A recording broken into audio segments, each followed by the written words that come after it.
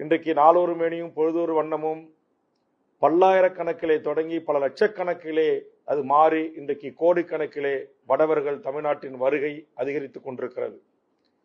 உங்களுக்கு தெரியும், 2 நாட்களுக்கு முன்பு கூட தமிழ்நாட்டைச் சேர்ந்த ஒரு இளைஞனை வடமாநில கும்பல் அடித்தே கொலை செய்திருக்கிறார்கள். இங்கு நடைபெறுகின்ற கொலை, கொள்ளை, கற்பழிப்பு, பாலியல் வன்புணர்வு போன்ற பல்வேறு நிகழ்வுகளில் இன்றைக்கு வடவர்களுடைய பங்கு மிக அதிகமாக இருக்கிறது.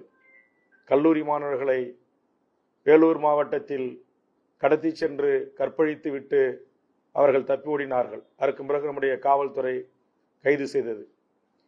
விசாரிக்க சென்ற காவல்துறையினரே அடித்து தாக்கி காயம் ஏற்படுத்துகிறார்கள்.